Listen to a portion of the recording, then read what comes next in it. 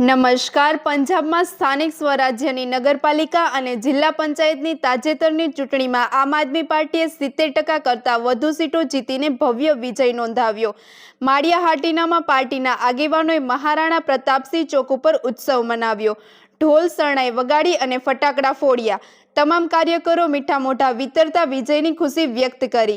પિયુષ પરમારે જણાવ્યું કે પંજાબમાં કોંગ્રેસ અકાલદળી અને ભાજપને ભારે હારનો સામનો કરવો પડ્યો અને આગામી ગુજરાતની જિલ્લા તાલુકા પંચાયતની ચૂંટણીમાં આમ આદમી પાર્ટી વિજેતા બનશે। વધુ સમાચાર માટે જોડાયેલા રહો। RP Gujarat news, Rajkot. નમસ્કાર સાથીઓ, હું ખેડૂત પિયુષ પરમાર, આમ આદમી પાર્ટી ઓબીસી લિંગ પ્રદેશ પ્રમુખ, ગુજરાત। ગઈકાલે પંજાબની જનતાએ ઐતિહાસિક ચુકાદો આપ્યો છે। ત્યાંની સ્થાનિક સ્વરાજની ચૂંટણીઓમાં નગરપાલિકા અને જિલ્લા પંચાયતની સીટોમાં આમ આદમીના 3 વર્ષના શિક્ષણ મોડલ ઉપર સમગ્ર દેશની જનતાએ 70%થી વધુ સીટો આમ આદમીને આપી અને એ સાબિત કર્યું છે કે આમ આદમી પાર્ટી છે એ કામની રાજનીતિને માને છે અને કામની રાજનીતિ જીતી છે। જ્યારે વિશ્વની કહેવાતી મોટી પાર્ટી પંજાબમાં એમની ડિપોઝિટ જપ્ત થઈ છે, માત્ર 1% વોટ શેર મેળવ્યો છે। કોંગ્રેસ આજુબાજુ પણ ક્યાંય દેખાતી નથી, અકાલી દળ પણ 3જા નંબરે છે।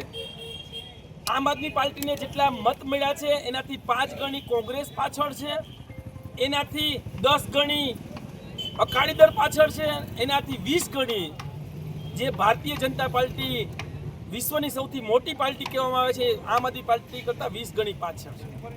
એક વાત નક્કી છે કે આમ આદમી પાર્ટી માનનીય અરવિંદ કેજરીવાલજી અને ભગવંત માનજીના નેતૃત્વમાં સમગ્ર પંજાબમાં ખેડૂતો માટે હેક્ટર દીઠ 50,000ની જે સહાય આપી છે, એ શિક્ષણ ક્ષેત્રે જે ક્રાંતિ થઈ છે, એ તમામ લોકોના વીજળી મફત મળે છે અને શિક્ષણ મોડલને જોઈ અને પંજાબના લોકોએ જે ચુકાદો આપ્યો છે અને અમે ગુજરાતમાં આમ આદમી પાર્ટી પરિવાર આવકારીએ છીએ અને આવનારા સમયમાં અમને સંપૂર્ણ ખેડૂતો ઉપર, વિદ્યાર્થીઓ ઉપર અને અહીંના ગરીબો અને શોષિતો પર સંપૂર્ણ વિશ્વાસ છે કે આમ આદમી પાર્ટીનું શિક્ષણ મોડલને જોઈ આવનારી તાલુકા પંચાયત, જિલ્લા પંચાયત અને નગરપાલિકાઓમાં આમ આદમી પાર્ટી પૂરી તાકાતથી ચૂંટણી લડશે। એટલું જ નહીં, પણ પંજાબમાં જેમ રિઝલ્ટ આવ્યું એમ આવનારી નગરપાલિકા અને જિલ્લા પંચાયતની ચૂંટણીઓમાં આમ આદમી પાર્ટી તરફ આવશે, અમને સંપૂર્ણ વિશ્વાસ છે। જય હિન્દ, જય ભારત।